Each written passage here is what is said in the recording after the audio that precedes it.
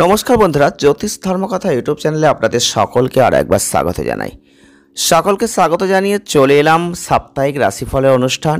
আর সাপ্তাহিক রাশিফলের অনুষ্ঠান মানে আপনারা জানেন তৃতীয় পর্ব, অর্থাৎ তিনটে পর্ব নিয়ে আমরা আলোচনা করি। ফার্স্ট, সেকেন্ড, থার্ড, এই তিনটে পর্বে কিন্তু আপনারা সাপ্তাহিক রাশিফলের অনুষ্ঠান পান। আর এক একটা পর্বে চারটে করে রাশিকে আমরা তুলে ধরি। আপনারা অবশ্যই ভিডিওটি পুরো দেখবেন। আজকে আমরা আলোচনা করব 10ই জুন 2024 থেকে 16ই জুন 2024 এই সপ্তাহ কেমন যাবে। আর যদি আপনার জন্মরাশি জানা থেকে থাকে তাহলে অবশ্যই মিলিয়ে নেবেন। আজকে আমরা প্রথম পর্ব নিয়ে আলোচনা করব। আর প্রথম পর্ব মানেই প্রথম চারটে রাশিকে তুলে ধরবো। প্রথম চারটে রাশি লগ্নের জাতক বা জাতিকা যদি আপনি হয়ে থাকেন তাহলে আপনার কতটা মিলছে আপনারা পরবর্তী ক্ষেত্রে কমেন্ট করবেন। আজকে আমরা প্রথমেই আলোচনা করব মেষ রাশিকে নিয়ে। মেষ রাশির জাতক বা জাতিকা যদি আপনি হয়ে থাকেন তাহলে এই সপ্তাহ অর্থাৎ 10ই জুন 2024 থেকে 16ই জুন 2024 এই সপ্তাহে আপনাদের ক্ষেত্রে অবশ্যই দেখবেন যে মুখ বা ঘাড় সম্পর্কিত কোনো সমস্যা থেকে আপনি কিন্তু মুক্তি পাবেন। বিশেষ করে দেখবেন খুব বেশি ঠান্ডা জল পান করতে যাবেন না। যতটা পারবেন খাদ্য খাবারের দিকে নজর দেবেন। ঘরের তৈরি খাবারটা খাবেন, তাজা ফল খাবেন। মুখের সমস্যা এড়াতে যতটা সম্ভব আপনার জল পান আপনি করতে পারেন। রাহুদেব আপনার চন্দ্ররাশির দ্বাদশভাবে বসে থাকছে। এই পরিস্থিতি দেখবেন আপনি যদি ব্যবসা করছেন তাহলে এই সপ্তাহে ব্যবসা করলে বড় আর্থিক ক্ষতির মধ্যে পড়তে হতে পারে। অতএব অতীতে আপনার প্রতারণা হয়েছে এমন কোনো ব্যক্তির উপর আপনার বিশ্বাস আর করতে যাবেন না এই সপ্তাহে। এছাড়াও যতটা সম্ভব আপনার অর্থ লেনদেন সম্পর্কে আগের চেয়ে সতর্কতা অবলম্বন করুন। এই সপ্তাহে অনেক ঘরোয়া ব্যাপারে কিছু ছোটোখাটো সমস্যা দেখা দিতে পারে। আর এই ক্ষেত্রে বলবো পারিবারিক শান্তি বজায় রাখার জন্য আপনাকে প্রয়োজনীয় সমন্বয় রাখতে হবে। এই সময়ে পরিবারের সদস্যদের কিছু বলার সময় খুব ভেবে চিন্তে আপনার কথাগুলো বলবেন। এক্ষেত্রে বলবো সপ্তাহটা আপনাদের কর্মজীবনের জন্য ভালো। এক্ষেত্রে আপনাদের কাঙ্ক্ষিত সব ফলাফল আপনারা পাবেন। সময়টা আপনার ক্যারিয়ার পেশাগত জীবনের জন্য লক্ষ্য উচ্চাকাঙ্ক্ষা অর্জনের জন্য যথেষ্ট শক্তি ক্ষমতা কিন্তু দেবে। ছাত্রছাত্রী যদি আপনি হয়ে থাকেন কঠোর পরিশ্রমের ওপর আরও বেশি মনোযোগ দিন। জীবনের লক্ষ্য সম্পর্কে নিশ্চিত হয়ে যান এবং অহংকারকে প্রাধান্য দেবেন না। তাহলে কিন্তু ভালো ফল আপনি লাভ করতে পারবেন এই সপ্তাহে। প্রতিকার স্বরূপ আপনারা যদি প্রতিদিন ওং নমো নারায়ণায় এই মন্ত্রটা 11 বার করে জপ করতে পারেন তাহলে কিন্তু অনেক বেটার অফ রেজাল্ট আপনারাই দেখতে পাবেন। আমরা দ্বিতীয় নম্বরে যে রাশিটির কথা বলবো তা হচ্ছে বৃষ রাশি। বৃষ রাশি বা লগ্নের জাতক বা জাতিকা যদি আপনি হয়ে থাকেন তাহলে এই সপ্তাহে আপনাদের রাহুর যে অবস্থান একাদশ ঘরের ওপর থাকছে, আপনি যদি খেলাধুলায় কোনো অংশগ্রহণ করছেন সেটা অত্যন্ত ভালো হবে। এছাড়াও আপনি উন্নত স্বাস্থ্য, ভালো জায়গা, জীবনের একটা ভালো স্বাস্থ্যের দিক থেকে ভালো জায়গা আপনারা বজায় রাখতে এই সপ্তাহে পারবেন, সুস্থতা বজায় রাখতে পারবেন।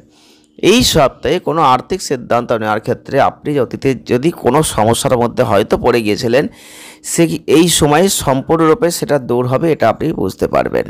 যার সাহায্যে আপনি বিনিয়োগের সাথে সম্পর্কিত যে কোনো সিদ্ধান্ত নিতে পারবেন। আপনার অর্থ উপার্জন আপনি করতে পারবেন। আপনি যদি দীর্ঘদিন ধরে কোনো নিজের বাড়ি কেনার চেষ্টা ভাবনা করেছিলেন তাহলে এই সপ্তাহে সেটা অত্যন্ত ভালো হতে চলেছে। বৃহস্পতি গ্রহ কিন্তু আপনাদের ক্ষেত্রে চিন্তা ভাবনা, আলোচনা, বড়দের কাছ থেকে যথাযথ গুরুত্ব এগুলো দিতে চলেছে। এতে আপনার মনোবলটা বেড়ে যাবে এবং অনুকূল পারিবারিক পরিবেশ দেখে আপনি অবশ্যই একটা ভালো জায়গা তৈরি করতে পারবেন। আর অবশ্যই অর্থনৈতিক ক্ষেত্রে ভালো শিখরে পৌঁছানোর একটি জায়গা থাকছে।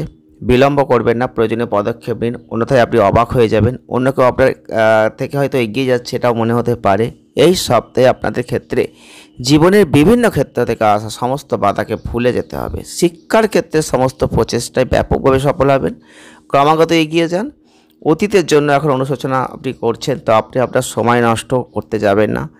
তো অতএব আপনার ব্যর্থতা আপনি ভুলে যান, আপনার লক্ষ্য অর্জনের দিকে ফোকাস দিন। যথেষ্ট ভালো হতে চলেছে এই সপ্তাহটা। উপায় কী করবেন? প্রতিদিন ওং ভৈরবায় নমঃ এই মন্ত্রটা 24 বার করে জপ করতে পারেন। অনেক বেটার অফ রেজাল্ট আপনারা দেখতে পাবেন।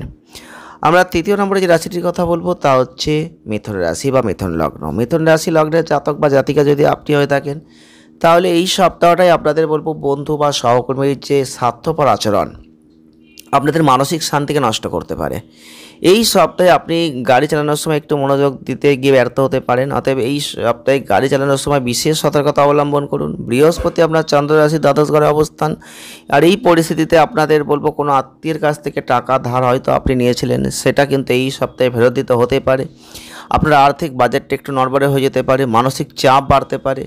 রাহুর যে অবস্থান দশম ঘরে, যেটা আপনার পরিবার বন্ধুদের সাথে কোনো পিকনিকে যাওয়ার জন্য একটা দুর্দান্ত সপ্তাহ, এবং আপনার মনকে হালকা করবে না, এটা আপনাদের সাথে সম্পর্ককে উন্নত করতে সাহায্য করবে। আপনার লক্ষ্য অর্জনের জন্য আপনাকে এমন একজনের কাছে ক্ষমা চাইতে হতে পারে যেটা হয়তো আপনার ক্ষতি সে হয়তো করেছে, এমন একটা পরিস্থিতি এই সপ্তাহে আসতে চলেছে।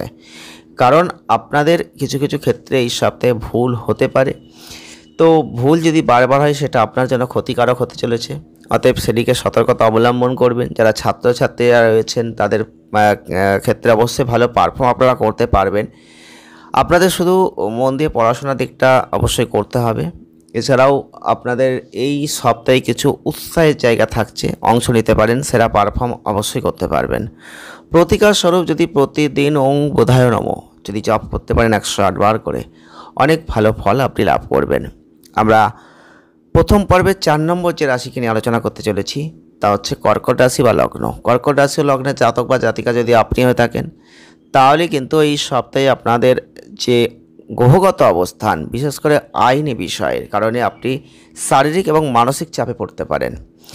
এই ক্ষেত্রে বলবো আপনাকে সারাক্ষণ বিরক্তের জায়গা থাকছে, ঠিকমতো আপনি এই সপ্তাহে ঘুমাতে হয়তো পারবেন না। এই সপ্তাহে সম্ভবত আপনার সমস্ত ধরনের বিনিয়োগ এবং সেগুলোর সাথে সম্পর্কিত সমস্ত ভবিষ্যতের পরিকল্পনা গোপন রাখতে হবে, নাহলে কিন্তু কিছু সমস্যা, আর্থিক ক্ষতি হতে পারে, এদিকটা লক্ষ্য রাখবেন। বৃহস্পতি আপনার চন্দ্র রাশির দশম ঘরে অবস্থান, এই সপ্তাহে আপনাকে পরিবারের সদস্যদের সাথে তর্কের ক্ষেত্রে ধৈর্য হারালে চলবে না।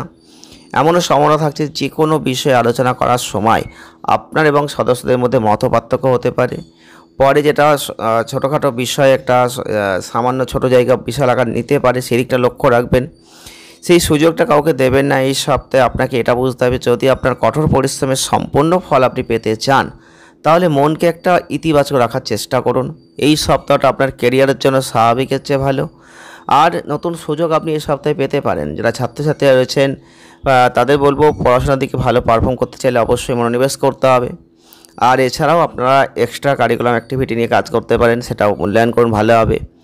যে কোনো কাজ উৎসাহের সাথে যদি করতে পারেন, ভালো জায়গাটা আপনি দেখতে পাবেন।